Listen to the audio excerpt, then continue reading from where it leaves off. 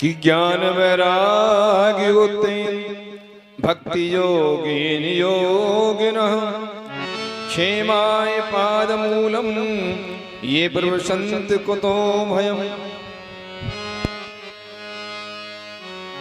भक्त का कार्य यानी स्थूल मन के द्वारा संसार का कार्य होता रहे, एक हाथ में प्रभु का काम ले ले और एक हाथ में संसार का यानी जीवन का कार्य ले ले। एक हाथ से भगवान का काम, एक हाथ से संसार, यानी आधा ध्यान दे भगवान पर, आधा दे संसार पर, तो संतुलन बन जाएगा। यदि पूरा समय हम केवल संसार के लिए देंगे तो संतुलन बिगड़ जाएगा। संतुलन तभी बनता है जब हम भौतिकता, सांसारिकता और आध्यात्मिकता दोनों को समान लेंगे, बराबर लेंगे, दोनों तरफ ध्यान देंगे। अपना भी कल्याण और अपने कर्तव्य का पालन भी हम कर रहे हैं। ईमानदारी से कर्तव्य कर्म करते हुए भगवान का स्मरण करें, भगवान का भजन करें, भगवान का ध्यान करें। जैसे कि माता बहने पहले समय में, अब तो वो खत्म है गए सब काम, कुआं पे थे पानी भरवे जाई मैया बहन, अब तो ऐसी व्यवस्था है कि ये बेचारी के मूड पे थे जेगर तो कम से कम उतर गई, घरन में नलन के उनके सब की व्यवस्था कर दी है, सब व्यवस्था है गई। अब तो रसोई में ठोंटी लग गई है, वहीं पानी आ जाए, सब व्यवस्था है गई। लेकिन पहले समय में जब सर पे मटका लेके और जेघर लेके आमी, तो आपस में रास्ते में खड़ी होकर के, रास्ता में खड़ी है के बात करें। हाँ हाँ कोई दिक्कत नहीं, तुम कथा सुनो, कथा की तरफ ध्यान दें। देखिए मैया बहनान के सर पे जेगर रही, बातों करें और जेगर सर पे ते गिरे नहीं और हाथों नहीं लगाई, बिना हाथ लगाई। एक ध्यान तो रहे हो इनको जेगर पे और एक ध्यान रहे हो बात बतरावे पे, दो तरफ ध्यान रहता था। उसी प्रकार से हमें इस दुनिया में रहना है, इस संसार में रहना है और संसार में रह करके एक ध्यान दुनियादारी पे भी रखना, अपने गृहस्थ पे, गृहस्थ को पालन, ये भी जिम्मेदारी है, ये जिम्मेदारी भी निभानी है। गृहस्थ का भी परिपालन करना है, बच्चाओं यानी उनका भी पालन पोषण करना है, ब्याह शादी पढ़ाना लिखाना सब कुछ करना है। लेकिन एक ध्यान हमारा परमात्मा पर होना चाहिए कि हमारे जीवन का जो मुख्य लक्ष्य है वो तो परमात्मा है। परमात्मा ने मुझे उत्तरदायित्व दिया है कि भैया ये तेरे बच्चे हैं, ये तुझे घर दिया है, ये तेरा नहीं है, कहीं तू अपना मन करके बैठ जाए। ये घर जमीन जायदाद धन दौलत ये शरीर ये सब परमात्मा की दी हुई अमूल्य निधि है, हमारा नहीं है। केवल हम अपना मान करके बैठे हैं।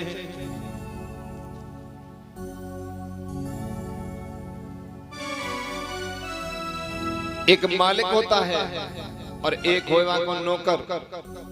नौकर घर के सब काम करे, मालिक को तो बस कर करके दे दे, या करवाए करवाए कर। मकान किसका है? मालिक का। अब मान लीजिए नौकर रसोई में वो काम कर रहे हो, सब कचू जो भी व्यवस्था है वो नौकर कर रहा है, और नौकर ये मानने लग जाए कि मकान मेरा है, तो मालिक ऐसा हो जाने देगा? क्योंकि मकान तो मालिक का है, हम तो नौकर की तरह से काम कर रहे हैं। उसी प्रकार से ये सारा संसार और सारे संसार की जितनी भी वस्तु हैं, सोना चांदी धन दौलत भूमि जमीन जायदाद, ये उस मालिक का है। किसका? परमात्मा का। और हम हैं वाके नौकर, वाने हमें दियो चल, या घर की रखवाली तो करनी, खेती बाड़ी करनी है, ये कुछ दिन के लिए मैं तुझे दे रहा हूं। ये हमें परमात्मा की दी हुई वस्तु है। भगवान चाहे जिस दिन चाहे उस दिन हमसे छिना लेंगे। अब जा तेरा काम समाप्त, अब कोई दूसरा याद है। हम सब उसके सेवक हैं, उसकी सेवा कर रहे हैं। चक्कर यहीं पर रहे कि नौकर व मालिक के मकाने अपनों मान के बैठ गयो और वाई में बंद गयो, जबकि वो उसका है नहीं। ये संसार एक सराय की तरह है। एक राजा ने घोषणा करी कि भैया मेरी एक सराय है और वह सराय में कोई भी आवे, कोई भी यात्री आए, कुछ भी खाए पिए पहने कुछ भी करे, जो कुछ उसे चाहिए वो सब कुछ मिलेगा और फ्री मिलेगा। अब राजा ने जब ऐलान कर दिया, बड़ा दयालु राजा है, सब कुछ मिलेगा और फ्री मिलेगा, और कितने दिन रहे हो। अब लोग बाग जावे लगे, भैया जब फ्री मिल रहे हो, सब कुछ मिल रहा है, वहां ते लाए को कुछ नहीं है, वहीं कुछ भी खाओ पियो, कुछ भी मांगो, कुछ भी, सब कुछ मिलेगा, सब ऐश आराम सब कुछ। लोग बाग जावे लगे। अब देव योग से एक सूरदास जी वह सराय में भीतर चले गए, पूछताछ के भैया कहाँ हैं, मैं बड़ो परेशान हूँ। सूरदास जी चले गए, जाके कछु देना रहे, जो कछु चाहिए वह मांग ले। सूरदास जी भैया ये चाहिए, वो खानो चाहिए, ये चाहिए, वो चाहिए, नहानो धोनो रत्ता कपड़ा सब कछु मांगते गए सूरदास जी, सब कछु उनको व्यवस्था सब कुछ है गई। अब कछु दिना के बाद सूरदास जी कहवे लगे, अब यह सराय में थे, मैं कहीं बाहर घूम के आऊं। वह सराय में 84 दरवाजे हैं और केवल एक ही दरवाजा खुले हुए, सब दरवाजे बंद हैं। सूरदास जी बिना काऊ के कहे सुने, और गोल सराय गोल, चारों तरफ दरवाजे हैं। दीवार पे हाथ रख रख के सूरदास जी चल रहे हैं, देखें सब दरवाजे बंद हैं। और जब आप खुले दरवाजे के पास में आए तो सूरदास जी के सर में खुजली लगी, और खुजली खुजला भी लगे और आगे बढ़ गए, खुले दरवाजे रह गए। दोबारा से फिर घूम के आए, फिर पीठ में खुजली मची, फिर पीठ की खुजली खुजलावे में आगे बढ़ गए। ऐसे कई बार उनके साथ में हुए। जैसे ही खुले रास्ता आवे, खुले दरवाजों उनके कचू न कचू है। अब एक महात्मा जी ये सब कुछ देख रहे हैं, तो महात्मा जी उसके पास में आए और सूरदास जी का सहयोग करने के लिए सूरदास जी का हाथ पकड़ा और सराय के बाहर निकाल दिया। ये सराय क्या है? ये सराय है संसार, ये दुनिया। और राजा कौन है? परमात्मा। और अंधा कौन है? सूरदास कौन है? हम तुम सब अंधे ही तो हैं, दिखाई थोड़ी देर हो। मोहन सा सब शोभन हारे, बाहर की दुनिया ही है तो देख रहे हैं हम, जो आध्यात्मिक चीज है, वास्तविक चीज है, उसको हम नहीं देख पा रहे। हमारा आगे जाकर के क्या होने वाला ये हम देख नहीं पा रहे। जो अपना आगे तक का समय देख लेता है कि आगे मुझे क्या, कहाँ जाना है, क्या करना है, वो जागा हुआ है। बाकी तो सबके नेत्र बंद हैं। जो धर्म में जी रहा है उसने आंखें खोल रखी है, जो मर्यादा में जी रहा है, जो वेद मर्यादा में जी रहा है, उसने आंख खोली हुई है। बाकी तो सब सोए हुए हैं। वो अंधा, वो अंधे सब हम ही हैं। और ये सराय ये परमात्मा की दी हुई वस्तु है। भगवान बताओ तुम कछु मोल लेते हो, सब भगवान की चीज है। ये सारा संसार उसी का है, वही मालिक है। हम पे कछु लेते हो तो भगवान बताओ कुछ भी नहीं। फ्री में तो देखो हमारे घर में बिजली आवे तो बिल देना पड़े, वाने फ्री में बिजली जला रखी है, कैसे उजालो है रहे। ये वाई की बिजली तो है, एक ही बल्ब से सारी दुनिया में उजालो कर दे। यदि यह बिजली है या सूर्य भगवान है, महीना 2 महीना बंद कर दे तो क्या हालत होगी हमारी। वाने व्यवस्था की हुई है, जल बरसावे भगवान, ये परमात्मा की ही तो वस्तु है। आपके थोड़ा सा ज्यादा बरस गए है भगवान, आपके तो रुके ही ना है, कहा कर दियो जन उकता दिया। पहले खेतन में पानी भरे, अब खेतन में तो पानी निकालना पड़ रहे हो। क्या करें? जब ज्यादा मांगी पानी की तो भगवान ने ज्यादा ही बरसा दिया। अब निकारो, चाहे कुआं में गिरो, चाहे कछू गिरो, वहां तो कर दिया अपना काम। तो ये सब वस्तु, जल भी उसी का। यदि जल नहीं बरसाए तो हमारी क्या हालत होगी। और वाकू कछु पैसा दे का हम पानी के, सूरज निकले वाकू कछु पैसा दे का, हवा चल रही है ऑक्सीजन ले, ये वही तो दे रहा है ऑक्सीजन, वही की तो है। ऑक्सीजन बंद कर ले तो क्या है होगा, राम राम सत्य जाएगी सब। ऑक्सीजन बंद होते ही कोरोना फैले हो तो ऑक्सीजन थी, थोड़ी बहुत जान बची। लेकिन उसने फ्री में ऑक्सीजन दे रखा है, उसको कोई कुछ नहीं देता है। फ्री में सब कुछ व्यवस्था हमारे लिए की हुई है, लेकिन हम अंधे हैं, हमें दिखाई नहीं दे रहा है। 84 लाख योनि में भटके हुए हैं। और खुला रास्ता कौन सा है, ये मनुष्य योनि। ये मनुष्य योनि खुला रास्ता है। अब यहाँ खुले रास्ते मनुष्य योनि प्राप्त करके हम वह समूहों में, ममता में, मेरे में, तेरे में, या जीवन कमावे में, धमावे में, या कमाऊं वह कमाऊं, ऐसो करूं वैसो करूं, ये व्यवस्था हो गई, वो अधूरी रह गई। याई खुजली में खुजलावे, खुजला में सबरी जिंदगी ऐसी व्यर्थ में बर्बाद कर दे, और ये खुले दरवाजे रह जाए और हम हाथ मलते रह जाए। यदि कोई सच्चा गुरु, जैसे वह सूरदास जी को हाथ पकड़े हो और सराय से बाहर निकाल दिए, ऐसे कोई श्रेष्ठ गुरु, कोई श्रेष्ठ संत, और संतों भगवान की कृपा से ही मिले, ऐसो कोई श्रेष्ठ गुरु संत हमें मिल जाए जो हमारा हाथ पकड़े और यह दुनियादारी थे निकाल के हमें परमात्मा से मिला दे, तो हमारे सब जितने भी झंझट हैं, जितने भी आपत्ति दुख हैं, सब दूर है जाए। क्योंकि वो तो आनंद के स्वरूप हैं, सुख के सागर हैं, वो हमें अपनी शरण में ले लेंगे। तो जीवात्मा को परमात्मा तक पहुंचाने के लिए, प्रोत्साहन करने के लिए, बताने के लिए, एक एक चीज को खोल खोल करके बताने के लिए भागवत की कथा है। कपिल भगवान कह रहे मैया तुमको परमात्मा से मिलना है, और परमात्मा से मिलने के लिए परमात्मा का ही आसरा लेना पड़ता है। परमात्मा का आसरा लेंगे, भगवान का भजन करेंगे, तो निश्चित रूप से तुम्हें परमात्मा की प्राप्ति हो जाएगी। तो संतुलन बनाना है। आधे समय को हम दुनियादारी के लिए निकालें, आधा समय हम भगवान के लिए दें। 24 घंटा है, दिन और रात में 24 घंटा।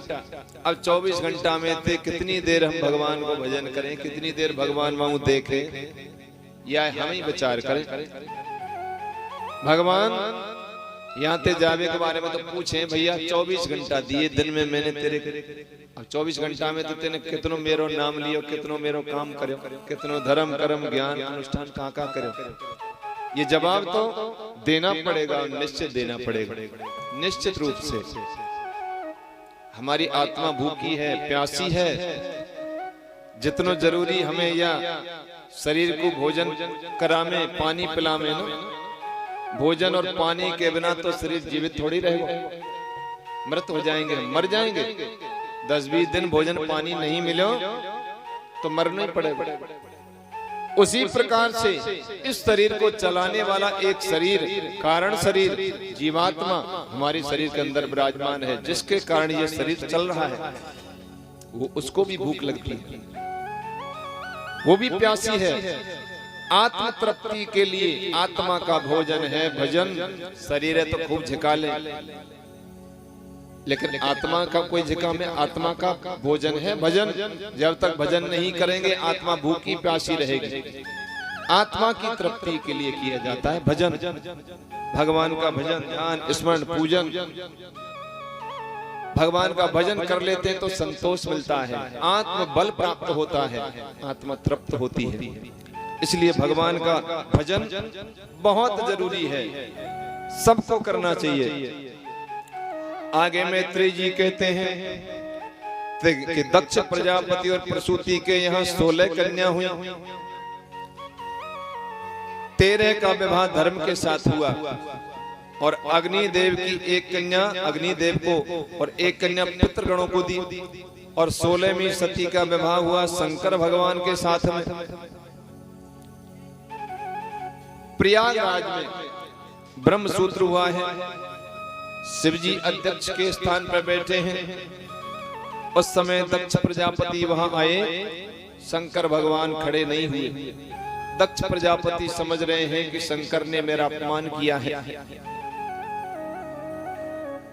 इसलिए शंकर भगवान की निंदा की। ये भस्म लगा करके प्रेतावासे सुधारे सुप्रेतैर भूत गणेर व्रता अष्टत उन्मत्त वनग्नोऽप्युक्त केशो हसन रुदन चिता भस्म कृत स्नान प्रेतस्त्र्यास्थित भूषण शिव शिव पदेशो हि शिवो मत्तो मत्त जनप्रिय पति प्रथम भूतानां तमो मात्रात्मकात्मनाम। जब शंकर भगवान खड़े नहीं हुई दक्ष प्रजापति के लिए, तो दक्ष प्रजापति ने शंकर भगवान का अपमान किया, निंदा की। तू प्रेतों के साथ में रहने वाला है, शमशान में रहने वाला है, पागल की तरह सिर के बाल बिखरे हुए रहते, नंग धड़ंगा घूमता है, सारे शरीर पर चिता की भस्म लगावे, गले में नरमुंडल की माला, सर्प धारण करते हुए तमोगुणी स्वभाव वाला। ऐसे दक्ष प्रजापति ने शंकर भगवान की निंदा करी। लेकिन महादेव तो महादेव है, कोई उनको पूजन कर दे तो ठीक, ना करे तो खुश, कोई फर्क ना पड़े। अयम तु देव यजन इंद्रो पेन्द्रादि विब्रह्म सहभागम न लवताम देवेर देवगणाधम। ये महादेव बड़ा अधम है, अब इसे इंद्र उपेंद्र आदि के साथ यज्ञ में भाग नहीं मिलेगा। दक्ष प्रजापति ने श्राप दे दियो कि यानी शंकर को कोई भी यज्ञ में भाग नहीं देगा। इस तरह से दक्ष प्रजापति ने शंकर भगवान की निंदा करी। वहीं पे खड़े हैं नंदी महाराज। नंदी महाराज से शिव की निंदा सहन नहीं हुई। दक्ष प्रजापति को 3 श्राप दे दिए कि जिस मुख से तूने शिव जी की निंदा करी है वो तेरा मुख टूट जाए, वो तेरा मुख नहीं रहे। दूसरा, तेरे सिर के बदले पे बकरे को सिर लग जाए, तेरा सिर हट जाए, कट जाए और बकरा को सिर लगा दिया जाए। तीसरा श्राप है कि तुझे ब्रह्म विद्या कभी भी प्राप्त नहीं हो। ये नंदी ने 3 श्राप दक्ष प्रजापति को दिए। उसके बाद में दक्ष ने कनकल क्षेत्र में यज्ञ आरंभ किया। सभी देवों को बुलाया गया, पर दक्ष प्रजापति ने शिव जी को नहीं बुलाया। देवांगना जा रही है अपने पिता के यज्ञ में। जब सती ने देखा ये सभी देव कन्याएं मेरे पिता के यज्ञ में जा रही हैं, हाथ जोड़ के शिव जी से कहने लगी, हे भोलेनाथ, मैं भी अपने पिताजी के यज्ञ में जाना चाहती हूँ। शंकर भगवान करे, भैया हम पे नौतो तो है ही ना, तो हम क्यों जाएं? नौतो दे तो तेरो पिता, तो हम चले जाते। अब नौतो ही ना है तो जाए क्यों? लेकिन सती नहीं मानी। भोलेनाथ कह रही है कि मैं तो जाऊंगी, और जो पति की आज्ञा को उल्लंघन करे पीछे पछतावे।